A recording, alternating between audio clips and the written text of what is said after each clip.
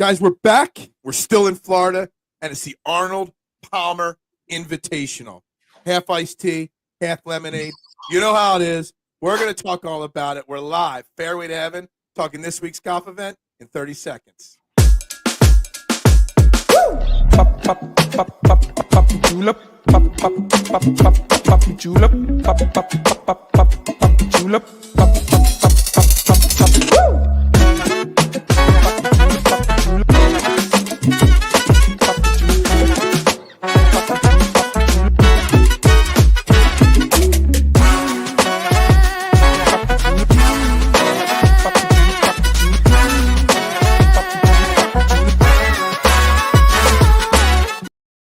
And welcome to Fairway to Heaven, guys. Right here on the STT Sports Network. We are live. YouTube and Twitter, guys, do me that favor. Smash that like button and subscribe. It is free to do. Doesn't cost you a thing. Race to 500 subscribers on the YouTube page is on. If you're watching over on Twitter, please take that moment to go find us on the YouTube there, the STT Sports Network. Would greatly, greatly appreciate it. But either way, make sure you drop your comments. Make sure you drop your thoughts as we are about to break down the API, the Arnold Palmer Invitational, another signature event right here on the PGA Tour. Lots to get into, lots of theories, threads, and topics to discuss, but we also got to recap last week's event, which I'm just going to say to recap, shout out to Joe Highsmith for winning. There were some people that were talking about him. Nobody bet him, but there were people that were talking about him for DFS. I'm just going to throw this to start the show right here, right now. Jason, if you're Jake Knapp, are you firing your caddy this week? You almost have to. Like, I mean, God, that was so brutal to watch. And like, it almost like you could see it coming. You saw like some sort of disaster coming for him. I feel bad for the guy. I mean, he's I don't want to say a stud because that's not the case, but he's a good golfer and he deserved better than that. Like, I mean, you even hear Bones on the broadcast saying, well, if I was the caddy, I would have told him to go into the fairway and drop number 4. Yeah. And he goes there and proceeds to hit 2 balls in the water, 10 cups it. Steven, I don't know if you caught that. You know, Jake Knapp, what was it, hole 14 or 15? Like, that's amateur hour right there, right? Should I give him the signal? Oh, there he is. I watched the recap of it. I saw the highlight of it. And his watching the leaderboard entering Sunday and what it ended up being was wild to see. And, Jason called it early, on the show last week. He said, Jake Knapp was, a guy to watch and has been all season, rounds 1, 2, 3. But it's to get that, final round, he hasn't been able to lock in. So maybe it is the caddy. Yeah. I mean, just letting him hit that shot twice. Like, I just don't know how you could do that, let alone one time. That's beyond belief. It's funny. And I didn't write it down, so I'm trying to get this off of memory. They said during that broadcast on Sunday, and Adam will recap last week in a second, that I think it was only 5 of the 16 golfers that have ever shot 59 or below have ever gone on to win a PGA Tour event. I think he was going to be the 6th if Jake Knapp would have held on to do it.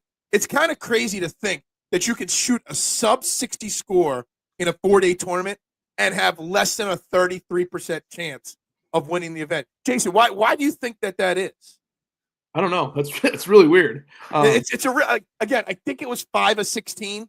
It might have been 5 of 17, something like that. It sucks. I mean, I had a bet on him and also a lot of DK picks on him as well. So it kind of sucked to see that happen to him. But I just kept thinking with him, like, we need one more big round. You can kind of see it. Like Friday, he was kind of like I think he was like 2 under, like, okay, whatever, still had the lead. Saturday, he still had the lead, but he didn't quite look as good. It was like we just needed one more 5 under round or 4 under round. It was just like he never played that. He never looked that great. I didn't watch the whole tournament, but I watched like a decent amount. He never looked like he fully had his A game after that first day. Yeah, no, I mean, is there such thing as like blowing your, I don't want to use it a low, but like blowing your load there? You know what I mean, Steven? Like you only get so many good shots in a round of golf. He used 3 days worth of good shots. And, honestly, we make fun of that one hole where he butchered Steven, but isn't the whole entire event him not being able to seal the deal? Is there a little of that go on the caddy as well? Oh, 100%. I mean, it's a it's a team thing. I mean, that's why you have them there. That's why you have them for the practice rounds to, have that notebook there to be able to say these things. And he was so good on Thursday. It was like, oh my gosh. What was his yardage for our feet for his putting? It had to have been, under 200 feet for a good portion of that front nine. But Minwoo, it's like the complete opposite. Minwoo is who killed me on the first round, but then the last three was like the complete opposite of what Nap was. Adam wants to know how we did last week. Obviously, none of us had Highsmith as an outright. I was watching a couple different podcasts last night, and a lot of people talked about him, but no one had him. I had my first real profitable week in DFS in a long time. It could have been so much better, but it was my first real, true profitable week. Steven, how'd you do last week? Pretty bad. The cut moving to 5 under is what killed me. If it would have stayed at 4 under, I think I would have had some 500 point, and I had a lot of 4 out of 6 lineups. It's funny, Jason. I was complaining about the cut line moving up to -5, and I forget who it was. It was either Byron or it was PGA Tout. It's like, yeah, but that difference in going from -4 to -5 eliminates 30 guys from the field or 25 guys from the field. So it could, in theory, help you out if you have 5 or 6s. How'd you do? And do you agree with that statement that sometimes the cut line we feel hurts us, but in my case, it probably helped me. Yeah, during a profitable week. It probably did. No, I agree with that theory for sure. I had a terrible week in DFS. I was hoping, it's funny, like my week was so bad the first 3 days, but I just kept thinking like, all right, well, I have Nap at 90 to 1. So at least I have that. Like I'm going to make a good amount of money, a good chunk of money, and then fell apart on Sunday. Yeah, absolutely. I had a very profitable week, but if Daniel Berger doesn't fall apart in his last 22, like the bear trap on Saturday through all of Sunday, Berger went from in contention to, I don't even think he finished in the top 20 last week, Daniel 25. Berger. So, 25. He was in 3 of my 4 main lineups, and that definitely hurt me a little bit as well, which would have turned me from having a really good week into having a great week. But that sounds like he was sick though. Is what they're kind of, they've been kind of saying that the past couple days a little bit, that he was pretty sick over the weekend. Which, that seems to be something very common right now on the PGA Tour. Like every couple of weeks, there's a handful of guys that are getting sick on the tour. So maybe we got to work on some of their cleanliness. They got to do a little bit more washy on the weekends and stuff like that. Fowler so too, let's right? get to this week. Fowler got sick. Fowler got sick too, yeah. Oh, by the way, hold on. Real quick, to get back to how did we do last week. I brought up 2 names on the show last week, and you both scoffed at me, laughed at me, called me names, called me insane, which I am insane. And those names were Ricky Fowler and Jordan Spieth. How did those 2 guys do last week? I'm just curious. Who was right on that one? Raise your hand if you were right on Ricky Fowler and Jordan Spieth.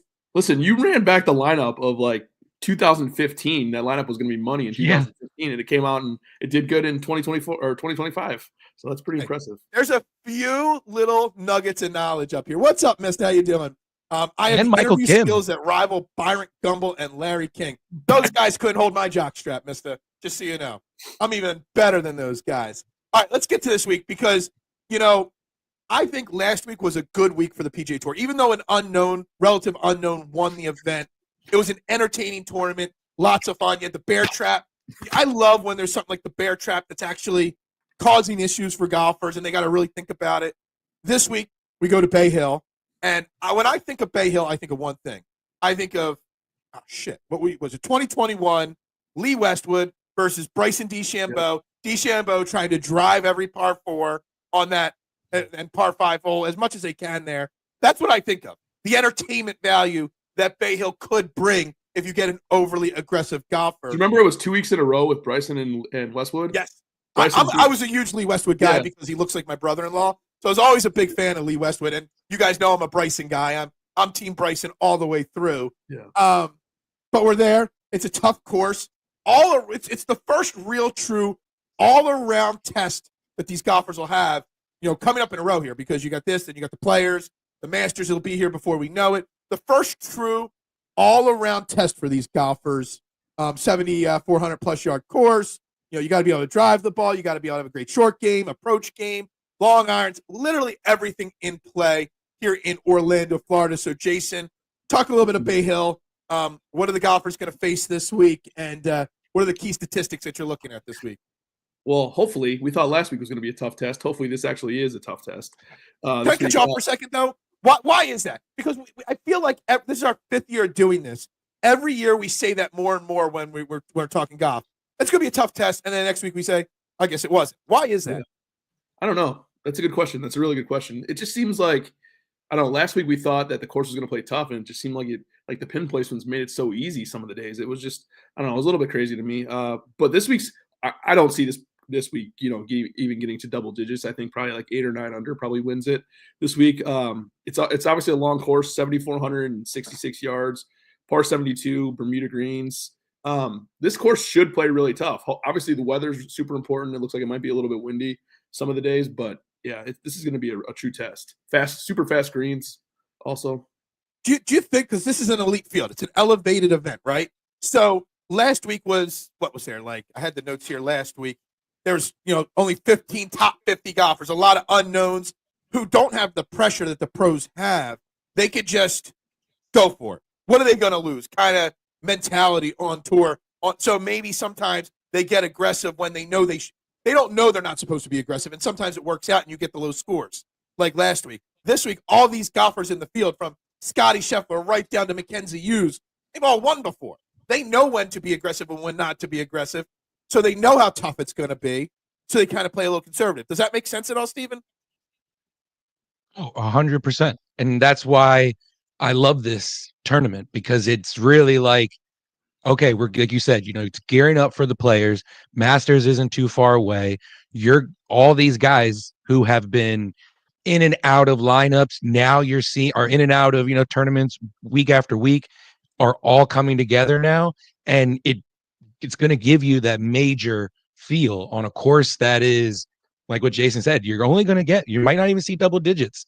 And so it's going to take elite ball strikers, long iron, bombers. If you're not a bomber, you got to be a long iron specialist. So you're going to see so many different skill sets from elite players, and Xander's back. So that's another, thing that I'm looking forward to.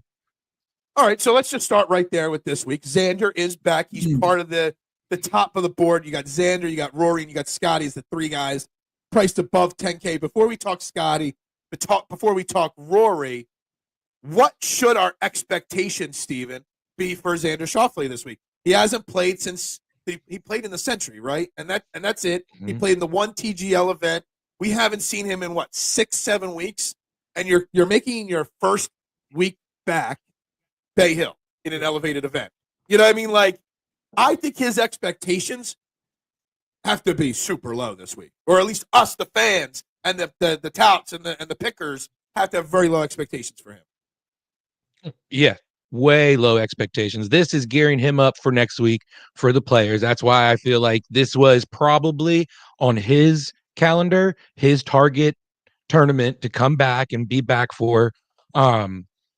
I think if you're going DFS strategy, his ownership is going to be so low that he's a great pivot for those guys who are in the 10K and above range. But I think, expectations have to be low this week. I mean, his expectations are probably any golfer that tees it up, they expect to win instantly. And right now his projected ownership on fantasynational.com is 10.5% right now. Jason, I actually disagree with Steven. I want to know what your thoughts are. I would not be pivoting off of Rory or Scottie, whoever you select, to go to Xander, because I wouldn't have the faith in him not playing golf for 6 weeks on this time. If it was last week, maybe. An easier field, maybe. But I'm not pivoting off of those guys for a guy that hasn't teed it up in 6 weeks. Well, I think, too, he never even played good here when he was healthy. Like, he doesn't have good course history. I mean, good by his standards. Right. But he's played here 3 times. He hasn't missed a cut here in the last 5 years. It's not elite course history. I mean, you're talking T25, T39, and T24. Like, yeah, decent, but not for $10,000. So I just think the the gap between Rory and Scottie and everybody else this week is so big that I feel like you almost have to have those guys in your lineups. Yeah. So let's talk about Scottie, who's the two-time. Well, he's not back-to-back, but he's a two-time champion, sandwiched around a T4 in 2023. And Rory, who's got extremely elite history here as well. And I've already talked about how I think Rory's having already one of his best seasons in the last 5 or 6 years. How do you differentiate between those two guys? Betting, DFS, whatever you want to talk about, Jason, how do you differentiate your strategy with those two guys, knowing that, right now early projections are almost 30% for Scottie Scheffler. I think it goes up closer to 40 with him. And Rory's in the low 22, which I expect that to get to upper 20s. How do you strategize around those two guys? It's tough because I don't know. I feel like skipping those guys is so dangerous this week because of their elite course history. But Scottie has looked almost a little bit human. I'm not saying like he's looked bad or anything by any means. He looked a little rusty at first, but he's looked a little bit human the past few times we've seen him out there. So having said that, though, $12,000 is pretty reasonable for his pricing. I think they should have made the pricing a little bit tougher this week. They should have put him up at like 13 or 13-1, somewhere around there. Great. To actually make you make a choice. It's like you could easily play Scottie or Rory and still have a ton. I mean, Rory especially is really cheap this week, 10-7. If you just start your lineup with Scottie, you still have 7,600 left. Yeah, which there are some names in the 6K that you could play. Yeah. So, you can get away with playing Scott. Hold on. Let me just pick a random 9K guy here. Hold on a second. If I click Scottie, we'll just go, all right, 9,300 Hideki, who's kind of in the middle of the 9K range. You still have over 7,100 available. Yeah. So they've priced him so cheaply that you can get away with playing a lot of Scottie. But here's the thing. Just like we talked about the opening of the show, how Jake Knapp was, again, another person that shot a 59 or below and couldn't win. How many times do golfers really win back the same event back-to-back? Scottie's done it a few times, obviously, in his career. Tiger did it plenty of times. But what's the realistic chance that a guy like Scottie Scheffler is going to win this event 3 times in a 4-year span? You know what I mean? So does that change your philosophy at all? Does that say, all right, we'll go to Rory instead of Scottie this week if you're going to play? I've only built 2 lineups so far, and I've used Rory in one of them, Scottie in neither of them. So that's just where I'm thinking right now. Steven, what are your thoughts on the choice between one or the other? I think with like what you said, with some of these guys in the 7K range and even in the 6K range, you're going to have the option to either play them both or one of those guys with Ludwig and, at the top of the 9K range. So I think depending on if you have someone who you really want to play in the 9K or 8K, I would go Rory.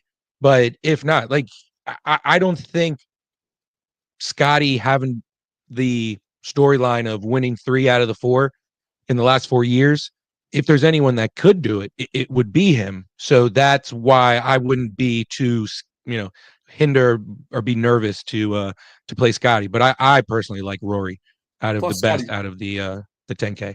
I think with Scottie too I think his floor is like T5. So I mean that just puts it into perspective. Like you're talking $12,000, not ridiculously expensive for him or anything, and the floor is so high. I just built, while you guys were talking, a lineup with Scottie and Rory in the same lineup and was able to fit somebody in the 8K in it, and I still don't feel like it's that off of a lineup. That's how poorly priced Scottie, and honestly, that's how poorly priced Rory is as well. I was gonna say, that kind of illustrates. I kind of feel like both are mispriced at this point. I think that illustrates the pricing. I mean, I think the pricing is terrible, and I think that's primarily the problem this week. Is the pricing terrible because DraftKings dropped the ball like they did with your account, or is it terrible because they're trying to encourage more casual players to play DFS golf right now? Oh, Scottie Scheffler's there. Oh, I could fit him in a lineup, and I know that name and get other names in instead of making it difficult because they don't want the casuals to be really struggling to pick up a new game. It could be that. I just feel like I would like it if it was 13,000 and then I had to really make a decision. Like, are you going to put Scottie in and then the rest of your lineup is a little bit weak? I mean, like that's the decision I would like to see, but they haven't got there. Mista says he shot a 3 over par at Oakmont in just under 5 hours. Playing from the ladies' tees does not count, Mista, just so you know. I'm just kidding. Shooting 3 over par from the ladies' tees would be pretty. Shooting 3 over par from the ladies' tees on the front 9 would be pretty good, in my opinion. So shout out to you for that.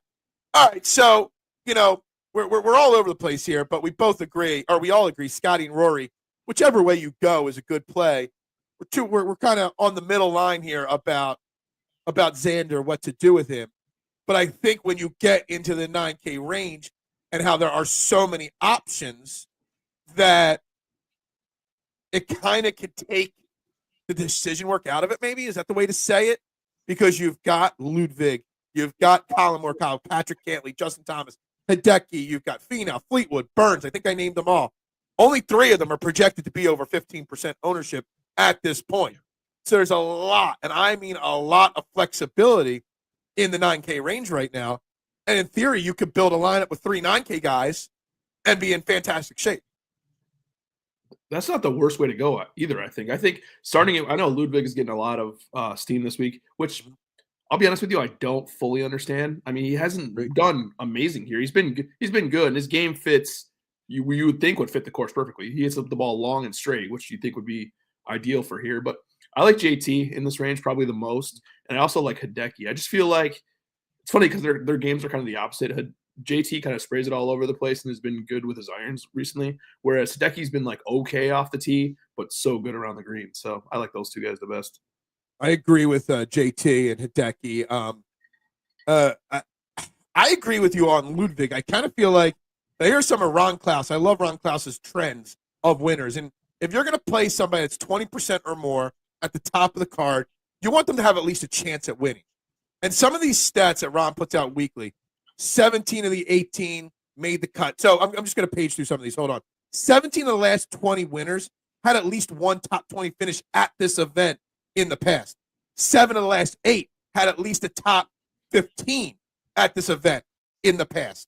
Ludwig Oberg doesn't fit that category. And if you're playing Oberg at 22, 23% versus Hideki at 15%, which way would you rather go? I would rather stay away from Oberg this week. And I love Oberg's game. I think his game, in theory, should fit well here eventually.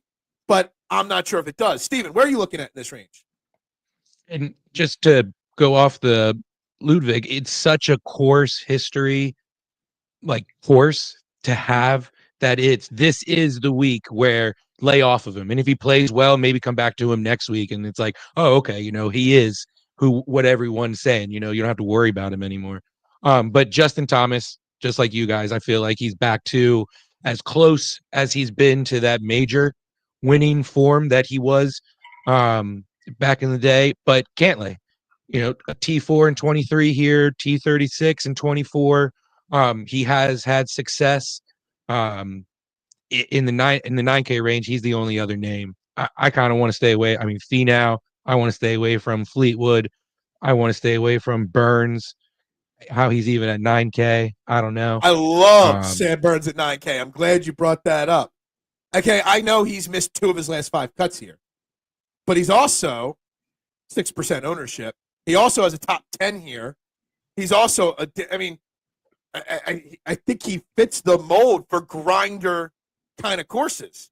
And if you want to talk pivot from one guy to the next and pivot to Xander Schauffele, I could say pivot off of Justin Thomas at 21% to Sam Burns at 5-6%. I could say pivot off of Hideki at 15% to 5% Sam Burns. I think you get great value at 9K with Sam Burns. The only thing I worry about with Burns is his upside a little bit. But I mean, he loves Florida. We know they call him Bermuda Burns, so we know that he loves to putt on Bermuda. So I don't mind that play at all. He's actually a question mark for me right now, but I can see the way I look at it. There is a cut in this event, just like the last elevated event, which we couldn't believe how many people missed the cut at the last elevated event. I think that had a lot to do with the weather and stuff like that. But I mean, in realistic theory, maybe 5 or 10 guys are going to miss the cut here this week, and Sam Burns is going to make the cut. So I think his floor and ceiling is very wide, but he's going to make the cut.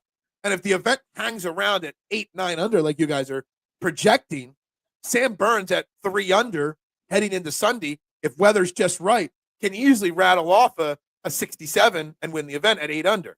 So I'm trying to play when I'm doing this, I'm kind of thinking out the course of the whole weekend, making the cut, then moving a little bit on Saturday, and then who can be aggressive on Sunday. And I kind of feel like Sam Burns, we've seen it before, where he's made charges on Sunday, and I think Sam Burns could do it. I don't need Sam Burns at 5% ownership to win the event. I need Sam Burns at 5% ownership to finish in the top 10, and that sets me apart from everybody else. No, I agree. How do you feel about Fleetwood as a pivot move? I am always on the case of you play Tommy Fleetwood if you keep his ownership down, but you never bet Tommy Fleetwood. Right. Only play Fleetwood if his owner. He's right now hovering around 15, 16%. If he stays there, that's the max. There's two guys, Fleetwood and Corey Connors. When there's certain courses and certain tournaments where those guys get 20, 22, 25% ownership. I just completely stay away from them all the time. Connors at the Masters every single year is in that 20% range. Why? The guys never won. Same thing with Tommy Fleetwood. Never won. They've won, just not, these big PGA Tour events. So you stay away from those guys because when you get to that 20% ownership, they got to have a chance to win. And those guys don't have a chance of winning, in my opinion. Depending on their price, though. Like Connors is usually in the low 7Ks or the mid 7Ks. So it's a little bit different. So 75% Corey Connors or 7,500 Corey Connors at 22% is a worthy play? Yes. Nah, see, I disagree with that. I disagree. I can't do that. Watch out for Luke Clanton. He's next in line. Aldrich Poltergeiter is fun to watch. Cameron Champ's in the Puerto Rico Open. I do have a fun parlay with the Puerto Rico Open. We'll get into that later in the show.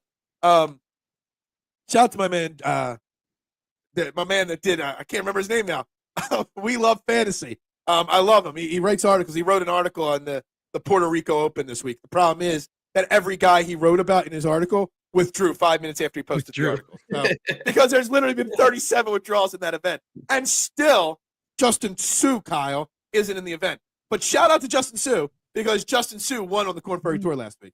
Just going to throw that out. Well, and the best golfer that was in the Puerto Rico field actually qualified for this field. So he moved over to this, Sam Stevens. So. All right. So let's move into the 8K range. Starts off with Sung J M, who's getting some talk. Russell Henley, who had a great week last week until he collapsed. Zalatoris, Berger, Victor Hovland. You got former U.S. Open champion Wyndham Clark. You got some names in the 8K range, some major champions, some guys at different points of their career. I think Daniel Berger at 8,500 is way overpriced. Jason, we'll start with you again. Where are your eyes when you first saw this range? I was kind of hoping you wouldn't start with me, but that's okay. Okay, No. You off. No. We're good. I think it's hard to go away from Henley at this point. We know he's not going to win. I faded him last week, which was probably a mistake, but we knew he wouldn't win. I just feel like he fits. Again, his iron play has been so good lately that I don't know how you don't play Henley at this point. Probably the second most interesting name to me is Wyndham Clark. I think I'll preface that by saying that I think that he's like boom or bust. Like you could see him finish top 3, or you could see him finish 50th. Like there's not a lot of in between, unfortunately, for Clark. But I just feel like if this course plays tough and we know it's long, I feel like Wyndham Clark kind of sets that profile. And he finished here second last year. So, and he's quietly Steven, what do you got? Top Steven, 20s. Clark, he's quietly at 2 top 20s this season. So he's one of them too. That I'm looking at. But Will Zalatoris, good old Willie Z. Yeah. Course history here. He's great. 2 top 10s.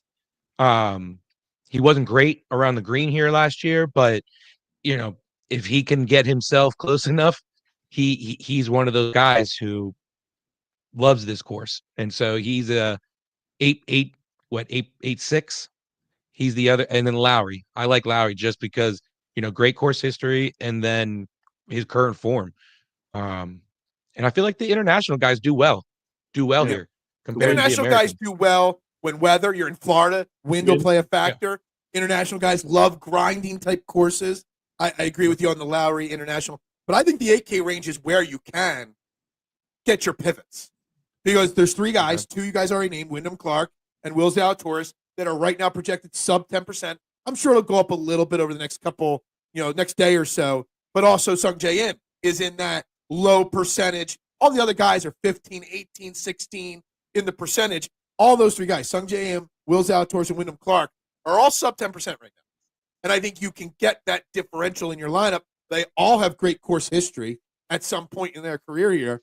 I like Victor Hovland. I like Keegan Bradley. I like Shane Lowry.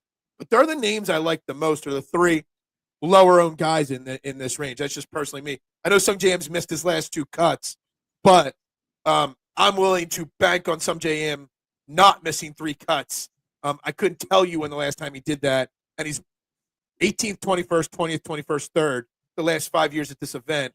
I'm gonna bank on Sung J M not missing the cut this week. His iron game just looks so bad to me. I played him a lot last week. Diving him. I was in bad for a little bit now. I was in the minority last week, but I played a crap ton of him, and he burned me real bad. I think I had him in 8 lineups out of 20, and he was terrible last week. His iron game just looks so bad right now. He actually gained strokes on approach last week. Yeah, but missed the cut. The previous 3 weeks, he's gone 8.2, 12.7 strokes over the previous 3 weeks. Genesis, Waste Management, and AT&T. And wow. And then the Amex, he missed the cut at 5.5 strokes lost. But yeah, he doesn't miss the cut that often. He had 2 missed cuts last year and then finished 12 the week after that. The last time he missed a bunch of cuts, he had a pretty strong finish, Sung J M. So I'm willing to take a flyer in an event where 90% of the field is going to make the cut on somebody like Sung J M. That's just me. 7K range, guys. Lots of names. This is where you get away with playing Scottie Scheffler, Rory McIlroy in this range here. Corey Connors, who we just talked about, is in this range. Last week's guy that came up short, another guy, Michael Kim's in this range. Sahith Theegala, my guy, 2 Gloves, is in this range. There's a lots of opportunity in this range. JJ Spawn.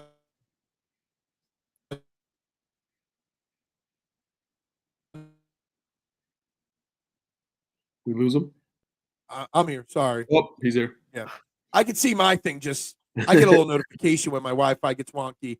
It just says it's not very good. So why don't you go first? Why don't you tell us who you like first in this range? Me? You want me to talk first? You never get to I'll go first. I've only played one guy in the 7K range in my 2 lineups, and that's Sahith Theegala. That's the only guy I've gone with so far in lineups, but I do like Ben Griffin a decent amount this week. Ben Griffin's been playing really good golf this year. I'm trying to pull up something here on Ben Griffin. He does have a top 15 in this event in the past. My only concern with Ben Griffin is the fact that people might start jumping on him at 7,600. 13.5% right now. I can see that going about 16%, 17%. My only concern there. So I will play Ben Griffin in 10, 15% of my lineups, but I won't go heavy on him. What about the amount of golf he's been playing lately? Yeah, that's a concern. Are you afraid he's going to – him and Michael Kim, both in this range, are guys who I have on my list, but that I'm worried, am I going to hop on them too late now? And this is, the amount of golf that they've played. Patrick Rogers, kind of the same thing. Yeah, that's true. And that's a very fair point. But this might be Ben Griffin, if I'm not mistaken. Hold on, let me pull his profile up here real quick. This might be his first elevated event ever. He's playing it too. Cognizant Mexico, Waste Management, AT&T Pro-Am, Farmers. I'm trying to look at last year. Obviously, he played at some majors last year, so he has that experience. Yeah, this might be his first elevated event too. So either that could get tricky with him, and maybe he fails, or whatever. I just think a small little exposure to him, he's red hot right now. Maybe it's worth it. Am I wrong, or is this his 9th event in a row? It looks like 9th week in a row. Off my screen. Hold on a second. Let me do the math here. Pulling an Akshay. He's pulling Akshay of last year. 2, 3, 4, 5. He's another name in the 7K range I like though. Yeah. Well, this is his ninth event. He started the Sony Open, so he's played every single event this year. He's only missed the cut once. He's got a 7th, 2 fourths, and 1 missed cut. They're his top finishes. Back-to-back 4th place finishes though. The last 2 weeks. So, tired maybe, but I don't know. Eric Cole did that too last year, right? Yeah. Where he was just golfing. And he burned out pretty good. He was so money until like August, and then he just sucked after that. We got my man Joseph. You know what? We kind of skipped over this name when we were up there in the top of the leaderboard. Joseph wants to know our thoughts on Colin Morikawa. Jason, what are your thoughts on Colin Morikawa this week? It would seem like this would be a good course for him. I want to play him this week. That's my answer to it. I want to play him this week, and I was trying to talk myself into it earlier. For whatever reason, he hasn't put it all together at this course for some. I don't know. Yeah, he's missed the cut here 2 weeks in a row. Yeah, 2 years in a row. It looks like 2 missed cuts in a row and then a T9. So it's just a little strange for me. Yeah, I don't know how you can play him, but I want to play him. I mean, he's an elite golfer. He's an elite ball striker. elite tee to green. I just don't. It's been a while since his last major win, So I would personally stay away from him, but that's just me. Steven. Go ahead. No, I don't mind going for. Am I freezing up again? Nope. There we go. Dietrich and JJ Spawn are two other names who I like in this range. Spawn because Phil was the whisperer of him last week, and I was locked in on almost all of Phil's picks last week. I was like, oh dang. And then Dietrich, he's a winner this season already, and he has the T24 in 2023. So he's another name. The 7K range is full of names that you can get lost in. Dietrich's underpriced, I feel like, too. He should be like 77, 78, in my opinion. I kind of feel like JJ Spawn with his recent success is kind of underpriced as well. I was shocked that he was at that price. I like how Steve just took the Morikawa question and said, F it. I'm going to talk about the 7K range. Morikawa, every time he gets lost, he's going to get lost in that range. He's going to get lost with those guys.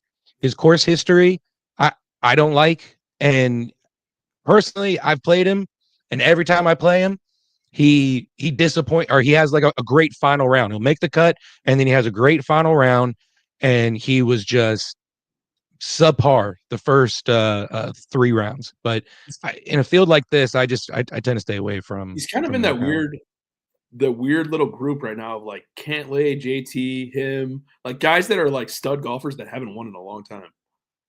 It's very strange. All right, let's look at the 6K range. All right, and there's a lot of names you could play down here. But why is it, and you guys laughed at me last week for Jordan Spieth and Ricky Fowler, and I was spot on with them. Why is Max Homa the best play in the 6K range, despite the fact he's only played 4 events this year? He's missed the cut twice. He's finished 53rd at the AT&T Pro-Am, and in a 35-man field at the Century, he finished 26th. So this guy's been atrocious. But you know what? I'm going 2 for 2 on struggling golfers that are going to play well. Max Homa, mark my words right now, is finishing top 20 this week. I saw our friend Sia, our friend of the show, Sia Najad. Yeah. He brought up the funniest point. He said Max Homa and Michael Kim switched like golf games. They both have the Twitter personalities. Everybody loves them on Twitter and everything like that. But like Michael Kim has become what Homa used to be, and then vice versa. It's really weird. Homa's a no for me. But Homa has played this event 5 times, has never finished worse than 24th. Yeah. He's got 3 at a time. He's got a 24, 10, 17, 14, and 8 last year in this event. And last year he sucked too, Max Homa, and he still finished 8th in this event. So top 20, stone cold lock, top 20 Max Homa. I like how your narrative is, he sucked last year too, and he still played good here. So exactly. I'm full of great things. Plus, let's not forget the fact that Max Homa is going to be sub 5% ownership. He's only 6,300. He's 180 to 1 on Fanatic Sportsbook. I mean, the guy used to be an elite golfer. All those numbers combined tell me play Max Homa. Steven? And what better course to get him back on track for the season than a course that he kills it in always. So Matt Every is the only Hall of Famer. Matt Every is not a Hall of Famer, but he's got back-to-back wins here, just like Tiger Woods. Is that the most wild stat in golf history? Yeah. Is that Matt Every has back-to-back wins here? Matt Every has more back-to-back wins here than Scottie Scheffler. That's just so you know. He's got as many wins here as Scottie Scheffler. Him and Tiger are the only 2 back-to-back winners here. That's just like Matt Every. Every year that we come to the API, I love talking about Matt Every and how random his victories were. So I used to play DFS back in the Matt Every days, and that was wild. Yeah, that's you're a stone cold killer if you played back then. All right, Jason, what do you got in the 6K range? Who do you like? So I'm going to preface this by saying I'm going to try to stay away from the 6K range as much as humanly possible this week. Don't be a baby. Don't be scared. Play them all. By far, my favorite play in the 6K range is Nick Taylor. Okay. This guy, talk about another guy that's underpriced. Like this guy, I don't know, he became really good at some point, maybe last year. I like Nick Taylor a lot this week, and I like Patrick Rogers too. That's a guy I never really play, but I'm going to be on Patrick Rogers this week. Good course history, playing well. Okay. Steven, you got any names down here that you like? Nick Taylor's one of them, and then Harris English. He's one of my favorite plays of this week. Grinder, plays tough course as well. Has won this year. Good course history. He's on almost every single one of my lineups. I'm kind of shocked that Harris English isn't at least in the low to mid upper 7Ks. Like, considering he's having a good season, he's got great course history. Like, Harris English should be 73 or 7,400 this week. Do you guys worry about the chalk at all? Going to be chalky too. Yeah. Yeah, he's going to be 15%, 100%. You want a guy with great course history down here. Then instead of going Harris English, go to somebody like Christian Bezuidenhout. My man Bezuidenhout. I'm having a Bezuidenhout kind of day. He's got 3 top 20s in the last 5 years here, including a top 10. I see a lot of Rory, Scottie, Harris English lineups out Rory, there. Scottie, Harris English, yeah. And you're going to be chalk central right there by doing that. Yep. I mean, I can give you a reason to play Homa. I think Mackenzie Hughes at 6K right at the bottom is actually a valuable play at 6K. I could say Harris English. I could say Bazuna, Lucas Glover. I actually sort of agree with Jason. You don't want to dip too frequently down into the 6K range, but I think you can get one click each lineup down here and get away with Hughes. Like I said, I built 2 lineups. I got Hughes, Homa, and Glover in those lineups so far. So, what about a Betty Ann? Someone who can bomb it out there and can get hot with the putter. Just been so bad for the past few weeks. So bad. I mean, he's got it. He finished T8 here last year. So played him last week or 2 weeks ago. He's sub 3% ownership projection right now. 5th longest driver in the field. Obviously puts him in the top tier. His short game is just so bad. Yeah.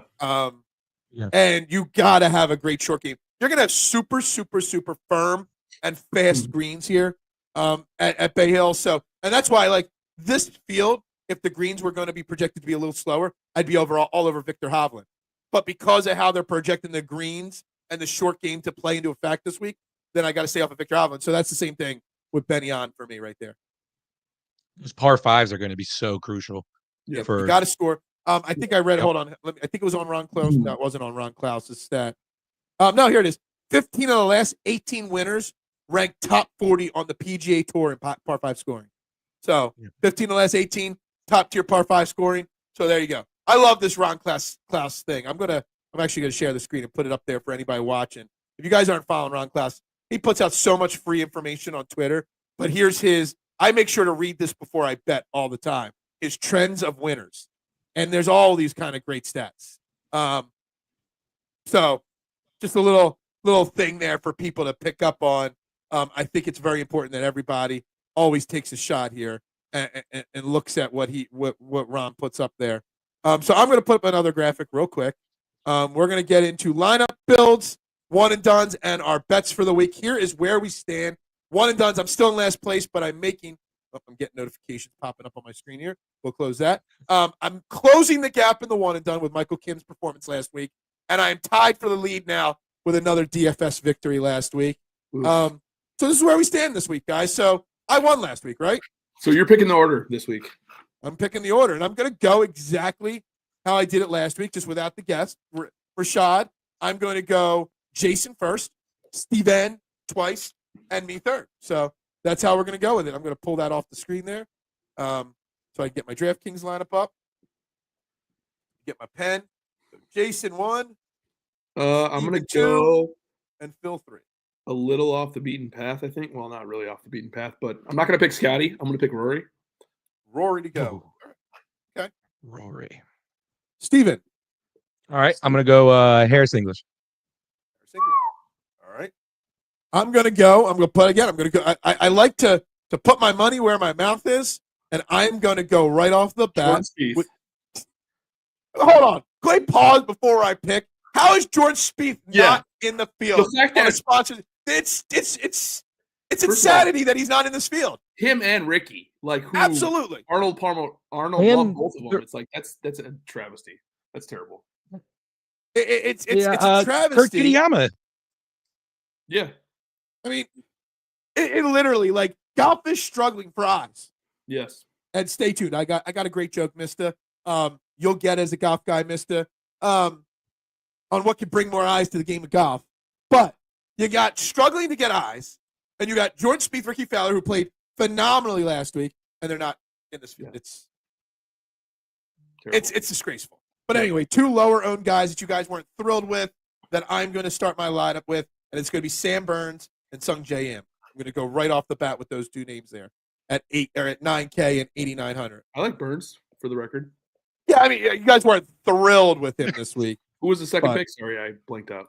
Sung J M. Sung J. All right, back to me. I'm gonna take Scottie Scheffler. Scottie boy. Real original. I'm gonna go. Okay. You know what? I already made kidding. an original joke to kick this show off, saying, "Hey, we're at the Arnold Palmer. That's half iced tea, half lemonade." You know, I got you guys rolling on that one. I know I did. Well, and then Steve took a sip of the Arnold Palmer. Arnold Palmer. I can't say it. Oh, I didn't even see you had an Arnold Palmer. That's better. That's why I laughed so hard. Yeah. Oh, it wasn't because I made a good joke. No. Do you know what they call an alcoholic version of an Arnold Palmer? No. A John Daly. Spiked Arnold Palmer. No. You throw vodka into an Arnold Palmer, and it's called a John Daly. Real, for sure. It's like my favorite drink to get at a bar on a summer beach day. You get the Arnold Palmer, you throw a shot of Tito's in there. Chef's kiss right there. All right, Jason, you're back on the board. John Daly. I'm going Harmon, and I'm going to go with. I'm going to go Detry. That's my second pick. Gotcha. Steven? All right. I am going to go with Willie Z. Willie Z. I do like Willie Z this week, so I think that's a strong move. I'm going to continue to stick, with what I say, and I'm going to go Max Homa with my third pick, and maybe this next pick, but I want to see what it does to my lineup if I click his name. Yeah, we could do that. Max Homa and Wyndham Clark. Ooh, nice. Like it. I got a feeling this is way too duplicate for one of my other lineups here already, so I might have to change one of my other lineups when all is said and done, because this feels. That's why it's sounding so good to you. It's sounding so good because I think I may have already built this exact same lineup already. I'm gonna go with Sahith Theegala. Sahith's a boomer bust guy this week, I think. Yep. I think if his driver stays in the fairway, he can win this every event. week. If it gets wonky, he's going to struggle. Yeah, pretty much every week. I'm going to go Hideki with my first pick. Hideki. Like that. Big things this week for Hideki. And then I'm going to go. I'm going to go Keegan with my next pick.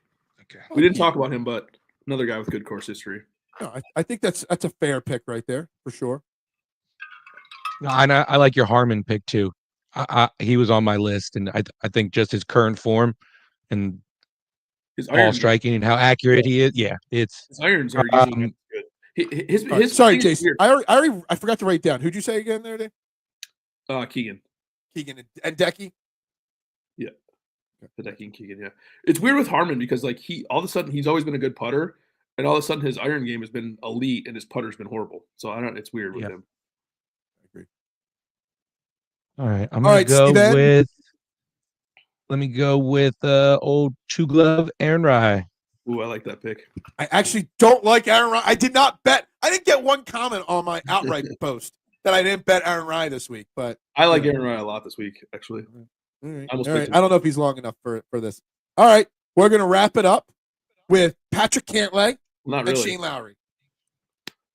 So I was able to fit 2 9K guys in Cantlay and Burns, an 8,900 M, an 8K Wyndham Clark, an 80. Like I literally got 4 guys or 5 guys over 8K in my lineup just by taking Max Homa.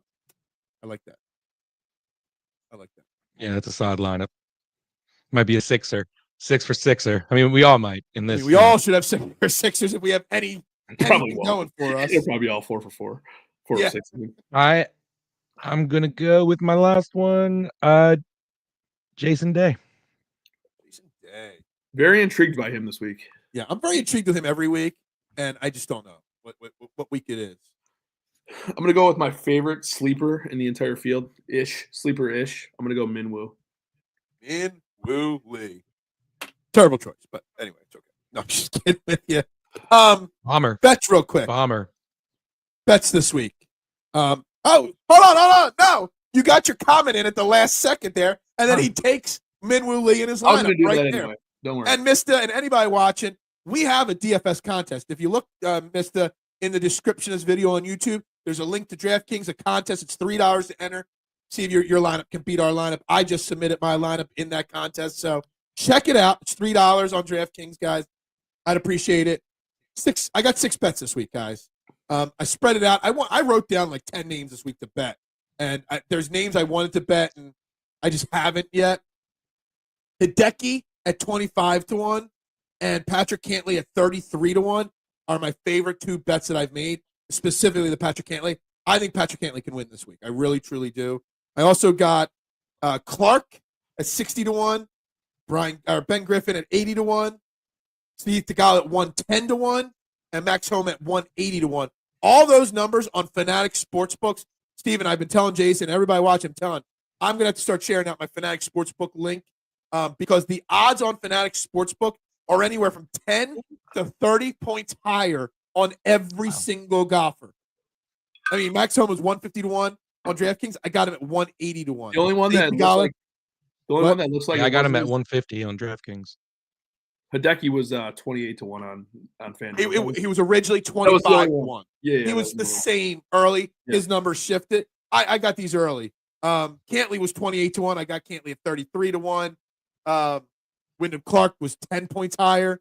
I wanted to bet Will Zalatoris. He was 5 points higher on that site. He was Rory was actually, when I looked, lower on. He was 8-1 on DraftKings. He was plus 750 on Fanatics. Phenomenal odds on Fanatic Sportsbook. Phenomenal cash out options if you're into cashing out. Yes. Love me some Fanatic Sportsbooks right now. But Steven, what kind of bets do you got this week? So I have Ludwig 16-1, JT 25-1, Lowry 45-1, Michael Kim 65-1, Thigala 90-1, English 120-1, and Max Homa 150-1. And I want to get like a Rory and maybe like a Rory out winner and a like Xander, like top 10, maybe something like that. Just so you know, on that that Lowry bet, what you get Lowry at? 45-1. On Monday afternoon, he was 65-1 on Fanatic Sportsbook. And I had a bet, and I took it out because I'd already bet too much on the other golfers. So I had to delete one of my bets, and I dropped him off the board. 20 points higher. That was the one. Fanatic Sportsbook. Just pointing that out. Jason, what do you got this week? I have one more bet, but I'm saving. You've segued me perfect into my bets. I have Rory to win plus JT top 10 at plus 2450. I love that. That's a fantastic bet. Yes. Right, that's my favorite bet of the week. I have Justin Thomas at 28-1 on FanDuel. Hideki 28-1 on FanDuel. I have Zalatoris 50-1 on FanDuel, and I have Minwoo at 80-1 on FanDuel. Minwoo. I do have one parlay. So there's 3 events going on this week. We've got this event, the API. We got the Puerto Rico Open for some reason, and we've got the Live Golf Tour in Hong Kong this week. So I have parlayed Scottie Scheffler, Nicholas Norgard, whatever his name is, who's the favorite to win the Puerto Rico Open. Scottie Scheffler, the favorite to win this event. And the favorite this week on the Live Tour is Jon Rahm. So I bet the 3 favorites to win the same week, okay? You want to know what these odds are, guys? Plus 51,770. My $1.07 bet, because I hate having the 7 cents in my bank account, pays $555. Nice. Why not? What are the odds that 3 favorites win? Probably not. But I had to get something with Scottie Scheffler, so that's what I went with. So, and I really didn't feel like doing Puerto Rico Open research. So, Neugaard played well, didn't he? This last week. Yeah, he did. Top 10, right? Don't they keep top 15? Is that the guy that they keep switching his name? Something like that. Yeah. Is it Neugaard Moeller or something like that? All right. So real quick before we wrap this up, we talk about how to get eyes on the game of golf. Well, there was breaking news this past week involving the Masters. Former Masters champion Angel Cabrera is making his return to Augusta, Georgia, or Augusta National in Georgia this year. And if the Augusta National people do not put Angel Cabrera and Scottie Scheffler in the opening group together, they are 100% missing the boat. How can you not have the two guys that were in a jail cell teeing off together the first 2 rounds of the Masters? That's an amazing point. Like, I think I just solved all your ratings issues right there. Can you imagine the mic'd up version of them talking about getting arrested and spending time in jail? You had Officer Smith too? Oh, so did I. What was he in jail for? I can't remember. Spousal abuse, which is an awful thing. I'm making jokes about that. I don't actually know the whole thing, but supposedly he only spent 2 years in jail, not even 2 years in jail. There's not much details about what happened, honestly. So I'm not even sure what it was. It kind of lends to think that he might have been maybe not physically abusive with her, but very verbally abusive with her. I'm not sure. It's a very it didn't happen in this country. It's very hard to find information on why Angel went to jail. But here's the question. If you had to put together a golf threesome, would you put Tiger in there? I mean, he's had some legal issues. Would you put Phil Mickelson? He's obviously had some legal issues. What would be your grouping with Angel Cabrera and Scottie Scheffler in the jailbird category? It can't be Phil. Phil's white collar. The other ones, he goes to white collar prison. So the other ones have done a hard time. All right, it's not the same.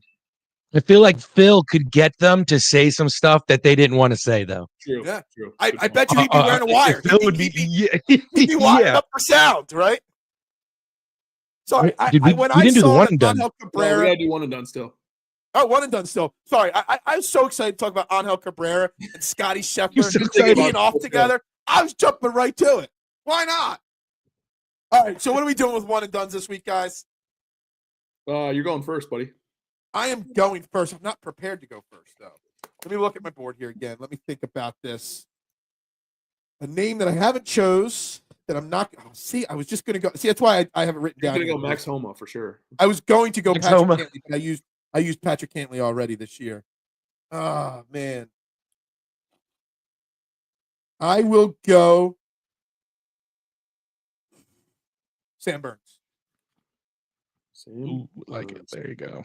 I'm going to go big dog. I'm going to go Rory. Rory. I already know when I'm using Rory. I've already, in my mind, locked Rory into a tournament. So I'm going to go Lowry. Lowry. All right. Lowry. Shane Lowry. Shane All right, Lowry. guys. Shane Lowry. All right, guys. That's another great episode. So much. Yeah.